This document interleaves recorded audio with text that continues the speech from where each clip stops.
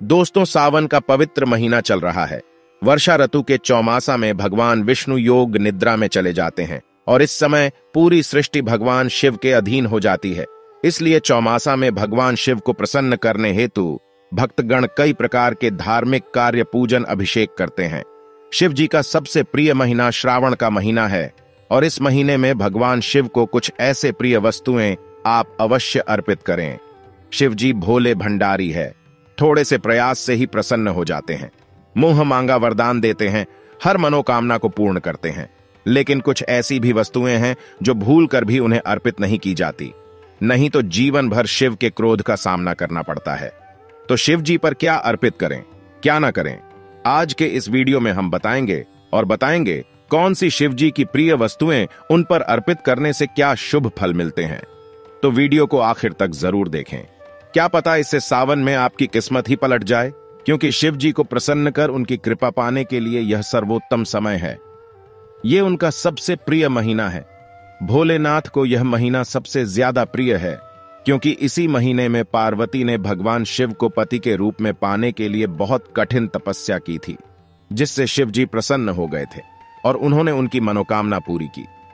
अपने प्रियतम से दोबारा मिलाप के कारण भगवान भोलेनाथ को सावन का महीना सबसे अधिक प्रिय है।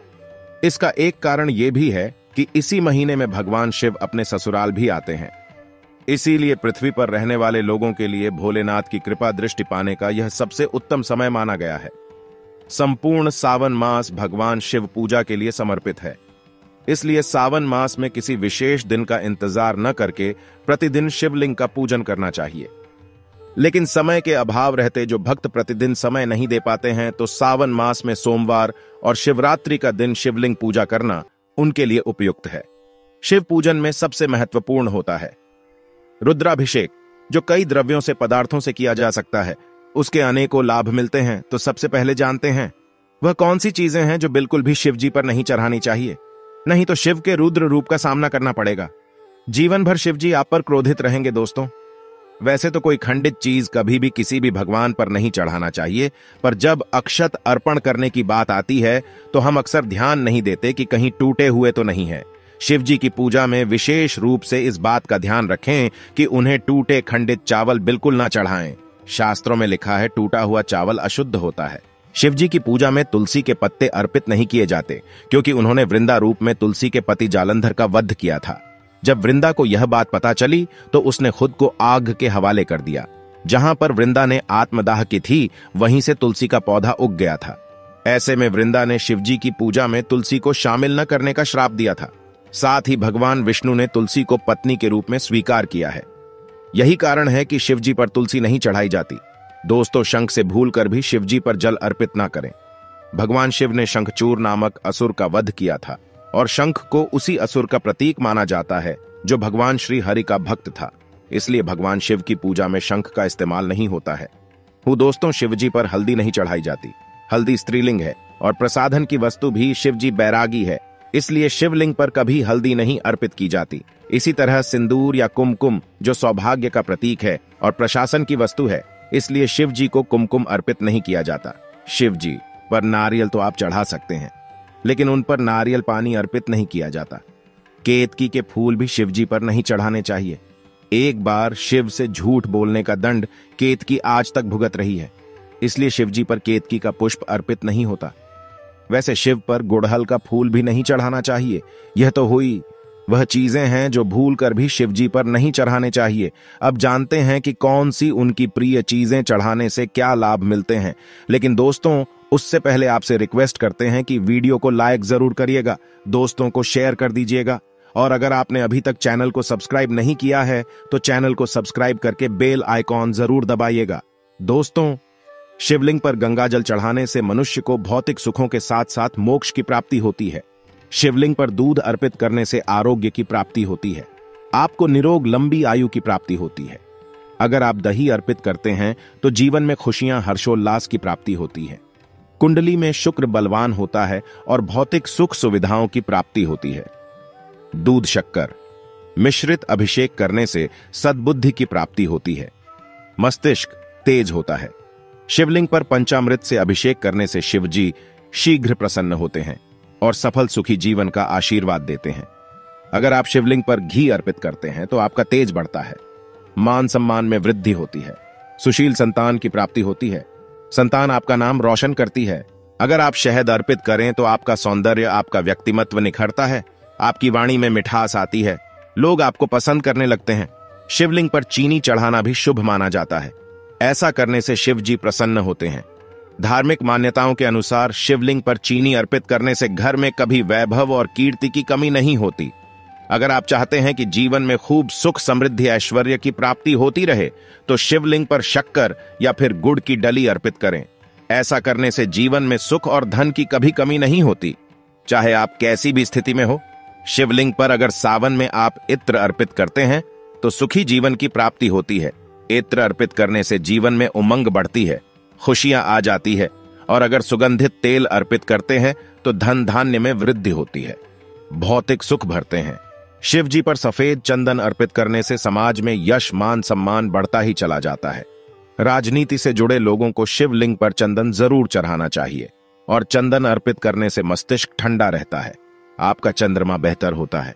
और अगर आप शिवलिंग पर भांग अर्पित करते हैं तो समस्त पापों का नाश होता है। भांग के पत्ते भी आप अर्पित कर सकते हैं। शिव जी पर आंवला अर्पित करें या आंवले का रस अर्पित करें, सुखी दीर्घायु जीवन की प्राप्ति होती है।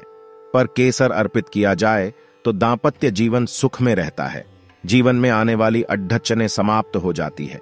विवाहित शुभ जातकों को मनचाहा जीवन साथी प्राप्त होता है। शिव जी पर गन्ने का रस अर्पित करने से जीवन में मिठास बढ़ती है, सुखों की प्राप्ति होती है, परिवार के सदस्यों में आपसी प्रेम, मेल जोल बढ़ता है। शिव जी पर गेहूं चढ़ाने से वंश वृद्धि होती है, सुशील संतान की प्राप्ति होती है। शिवलिंग पर अगर आप चावल अर्पित करते हैं तो जीवन में धन, सुख, समृद्धि की कभी कमी नहीं होती। शिव जी पर काले तिल अर्पित करें, समस्त पापों का, रोग, शोक का नाश होता है। शिवलिंग पर अगर आप बेलपत्र अर्पित करें, जो कि शिव जी को सबसे प्रिय है, तो सभी संकट दूर हो जाते हैं। बेलपत्र 5 जगह पर अर्पित किए जाते हैं।